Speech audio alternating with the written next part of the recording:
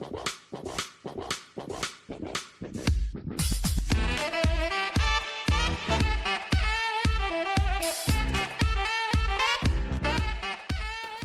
up YouTube? My name's Quickie, welcome back to the channel. We got stuff, we got brake pads. So I think now all I'm waiting on for the braking system, I'm gonna be redoing the seals on the master cylinders, front and rear. That's the only thing we're waiting on. But this does mean I can get all the calipers and stuff rebuilt.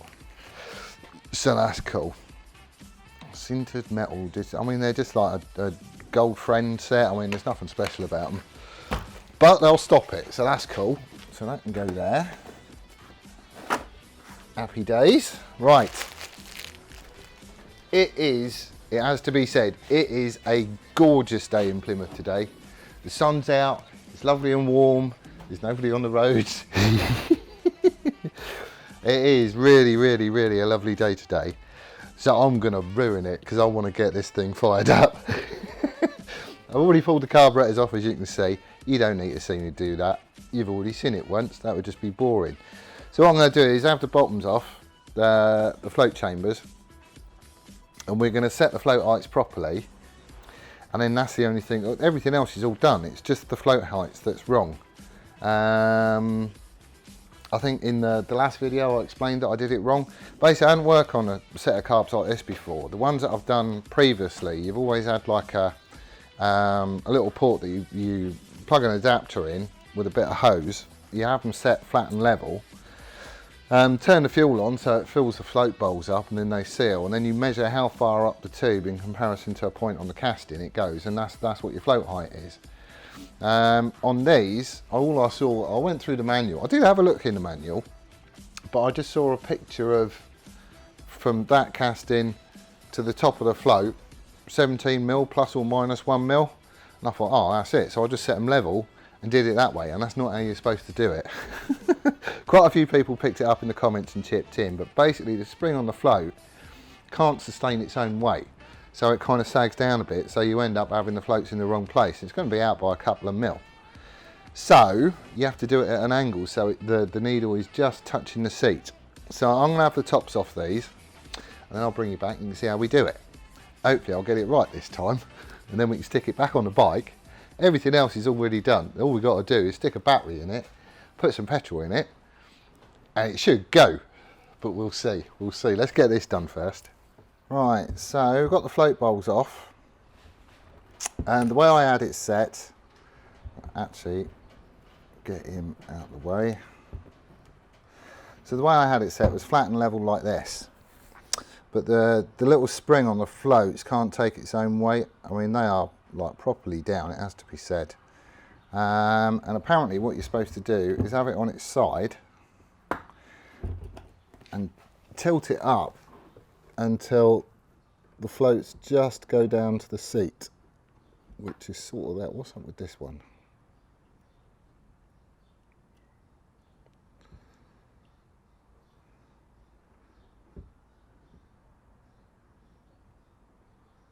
There we go, about like that. I need to prop it up. Is that gonna be?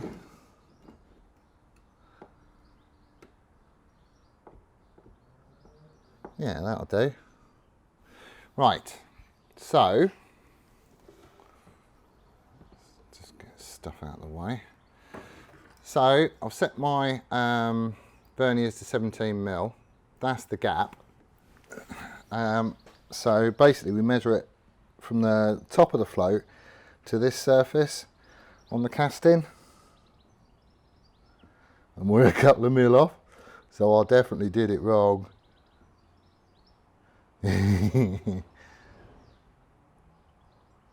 Yeah.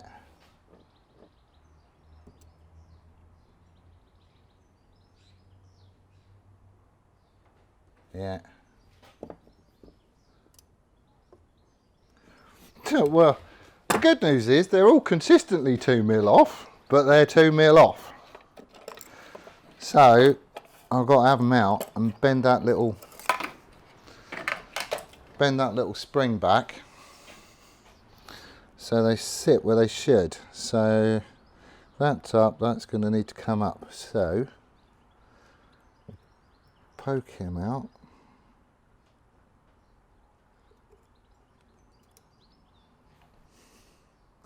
There's a little needle. So this little tab is going to need to go up a tad. And then we'll try it again.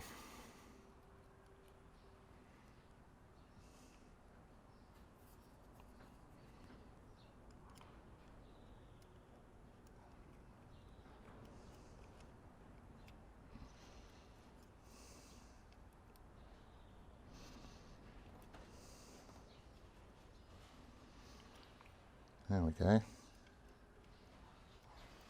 So it's just touching.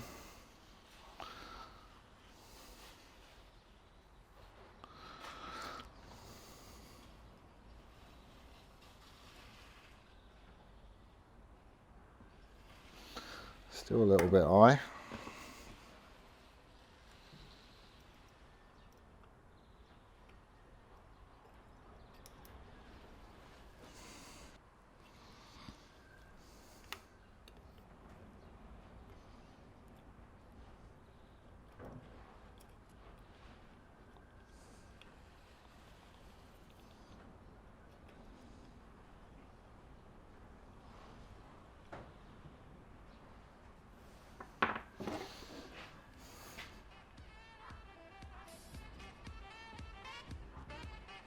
Oh, spot on.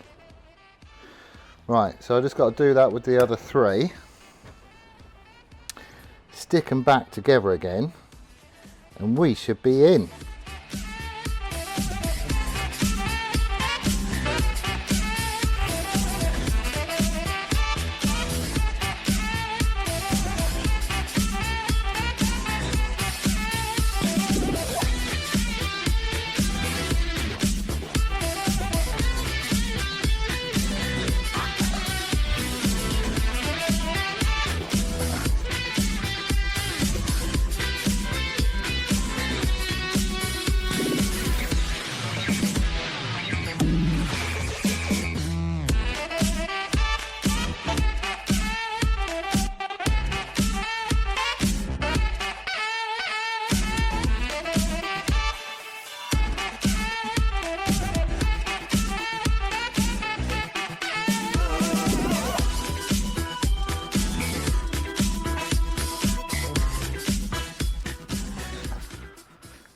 Right, they're all done,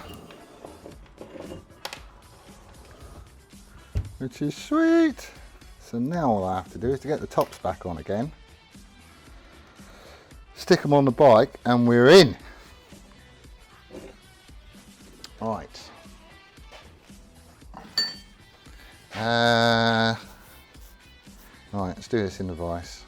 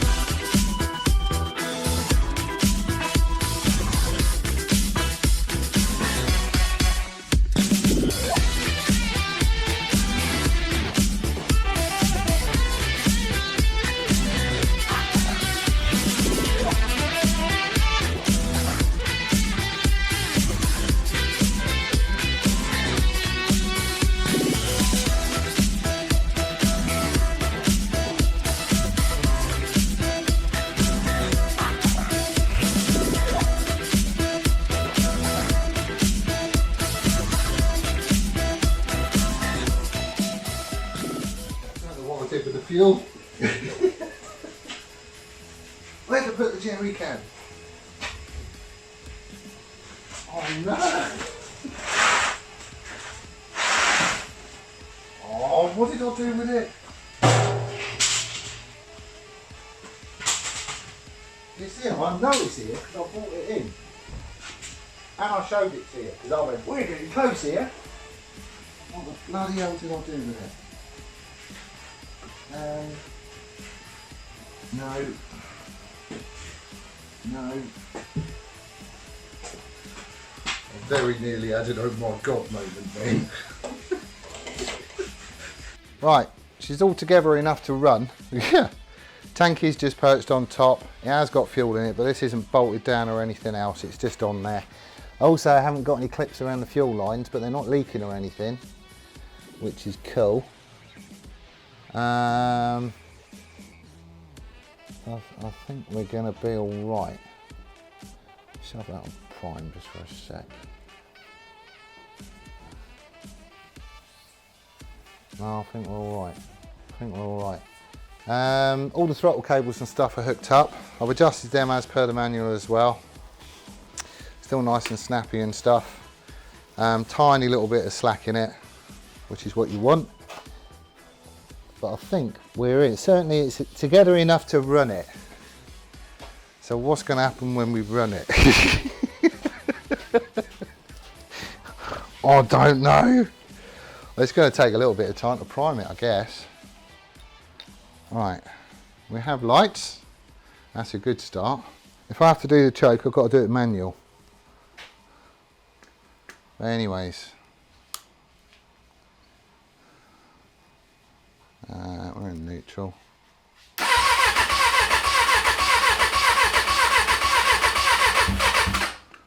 It wants to, doesn't it?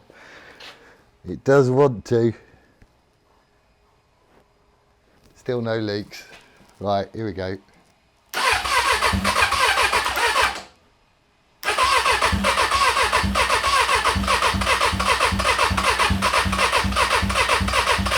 Come on.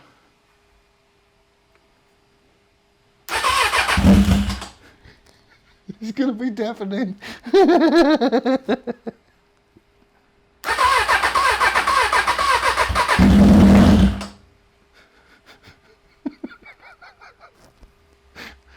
There's a poor fella next door, he's going to shit himself when this fires up.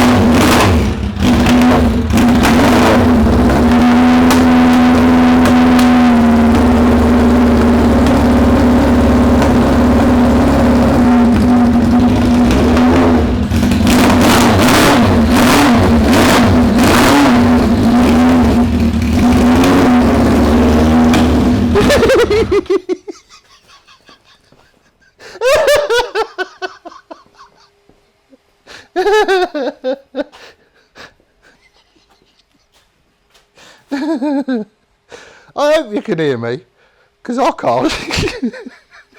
That is stupidly loud.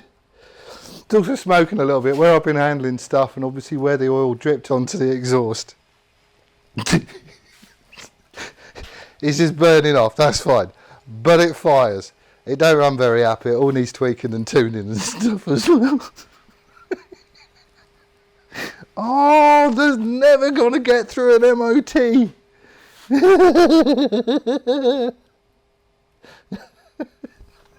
When I shut it off, this is the best bit. When I shut it off, it kind of went boom as it went. A little smoke ring come out. Who'd what it was? Oh, I'll do it again.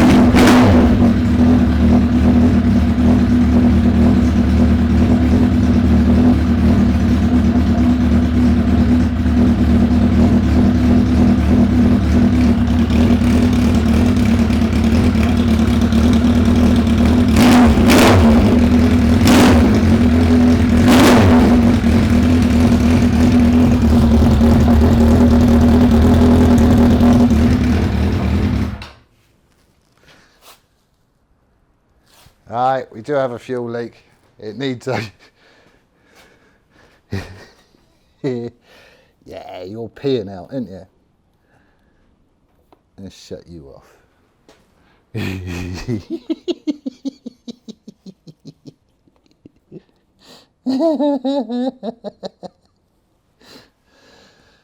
Oh, we got a leak. It's basically coming out from this hose. It's kind of snuck down a bit. I do need to get some clamps and stuff on there because I'm not happy with that at all.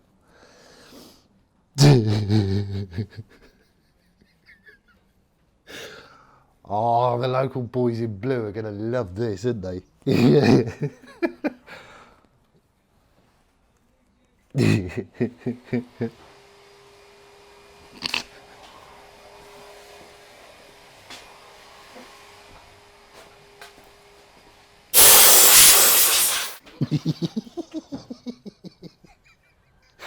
Oh, Plod's going to love this. Never got to get through an MOT, I know. I'm sure. Although that said, it has done so before. Somebody commented, they looked up the last MOT on this and the notes on it said, exhaust, very noisy. It must have been this he was running. Right, I've just had a text message from Dill. He's having trouble getting the stock ends off because the studs are knackered on his bike. So I've got to run this for a bit. And Overs are going to love it. I normally get home at work. I normally get home from work about 11:30, 11:45 at night. They're going to love me rocking up on this thing, aren't they? They're all going to be cheering at the windows. Rev it a bit more. Go on, give it some, my son. Anyway. So anyway, I've still got lots to do on this. We have got a hell of a fuel leak down here that I need to investigate. I think just to be on the safe side, I'm going to get a service kit for the fuel tap because I'm not sure if it's, well, I don't know. I think it only seems to be doing it when you're running. So when the vacuum from the carbs is active, that's when it's starting to pee out fuel. It could be something up with the diaphragm, it could be the O-ring, it could be anything. I need to pull it apart and have a look because it's unsafe to ride with a fuel leak like that, especially once it gets down onto a hot exhaust. I have burnt most of the oil off, but it is still a little bit smoky. And if I'm going to be running this exhaust, I need to find a bit of stainless so I can do a rear mounting bracket for it. But it runs. I am going to do a compression test on it just for my own peace of mind, and I am going to sync the carbs as well. I've got everything bar the seal kits for the master cylinders so I can get all the brakes done and dusted. There's a few little bits that need tidying up with the electrics and stuff like that, just to make it safe and watertight and all that sort of malarkey, and then I think we're basically there. I'll give the whole thing a going over from front to back once I'm done, make sure everything works, and then we'll get it booked in for an MOT somewhere. But it runs. I told you it'd be loud, didn't I?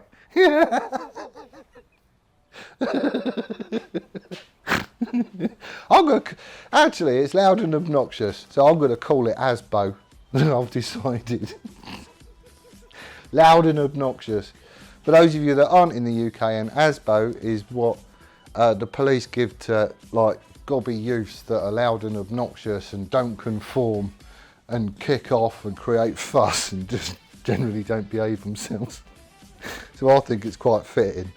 ASBO it is. And if Dill ever gets his exhaust apart, then I'll be swapping it out. But until then, that's what I'm running.